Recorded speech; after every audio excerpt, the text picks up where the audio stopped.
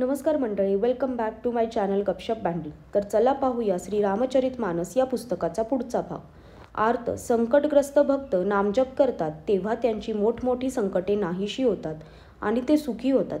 जगात 4 प्रकारचे अर्थार्थी, द्रव्यादीच्या इच्छेने भजणारे, आर्त संकटातून सुटका करून घेण्यासाठी भजणारे, जिज्ञासू भगवंतांना जाणून घेण्याच्या इच्छेने भजणारे, ज्ञानी भगवंतांना तत्वतः जाणून स्वाभाविक प्रेमाने भजणारे रामभक्त आहेत.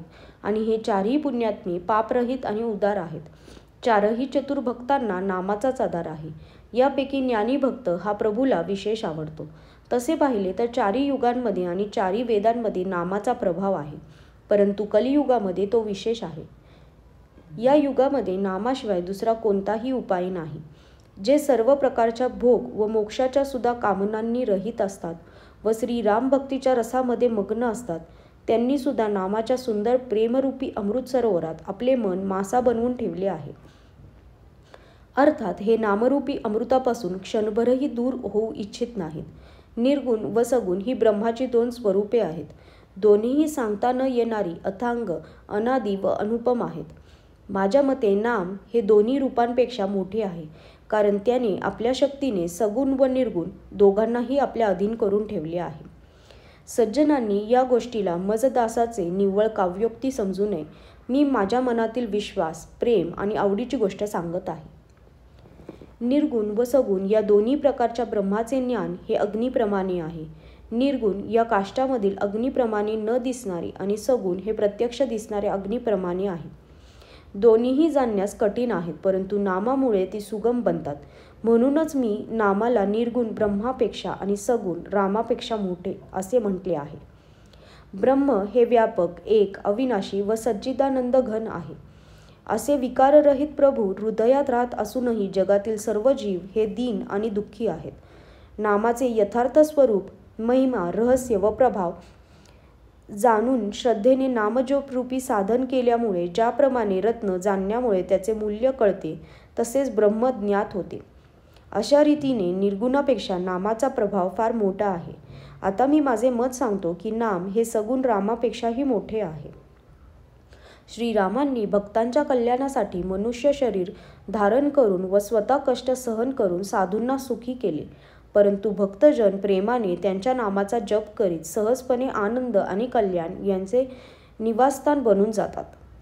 हेच पाहना, श्रीरामांनी केवळ एका मुनीच्या पत्नीचा, अहिल्याचा उद्धार केला, परंतु नामाने कोट्यावधी दुष्टांची बिघडलेली बुद्धी सुधारली. श्रीरामांनी विश्वामित्र ऋषींच्यासाठी सुकेतू यक्षाची कन्या ताडका हिचा, सेना आणि तिचा पुत्र सुबाहू यांच्यासह नाश केला. परंतु नाम हे आपल्या भक्तांचे दोष, दुःख आणि दुष्ट वासना यांचा असा नाश करते जसा सूर्य रात्रीचा नाश करतो. श्रीरामांनी स्वतः एक शिवधनुष्य मोडून टाकले, परंतु नामाचा प्रतापच संसारातील सर्व भयांचा नाश करणारा आहे.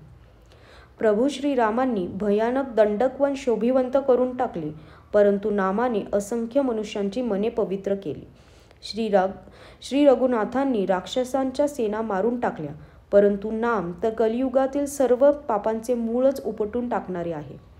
श्री रघुनाथांनी शबरी, जटायू इत्यादी उत्तम सेवकांनाच मुक्ती दिली, परंतु नामाने असंख्य दुष्टांचा उद्धार केला.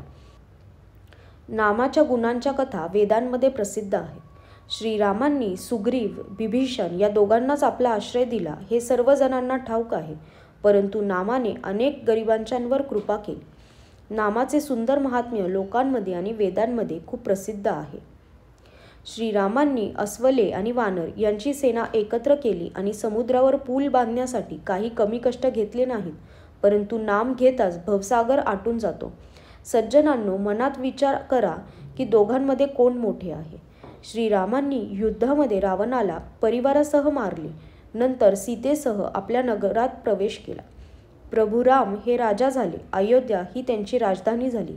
देव आणि मुनी सुंदर वाणीने त्यांचे गुण गातात, परंतु सेवक भक्त प्रेमाने नामाचे फक्त स्मरण करताच विनासायास मोहाच्या प्रबळ सेनेला जिंकून व प्रेमात मग्न होऊन आत्मसुखात रममाण होतात. नामाच्या प्रसादामुळे त्यांना स्वप्नातही कोणती काळजी सतावित नाही. अशा प्रकारे नाम हे निर्गुण ब्रह्म आणि सगुण श्रीराम यांच्यापेक्षा श्रेष्ठ आहे. हे नाम वरदान देणाऱ्यांनाही वर देणारे आहे. श्री शंकरांनी आपल्या मनात हे जाणून शतकोटी रामचरित्रामधून या रामनामाला सार रूपाने निवडून ग्रहण केले आहे. आजसाठी धन्यवाद.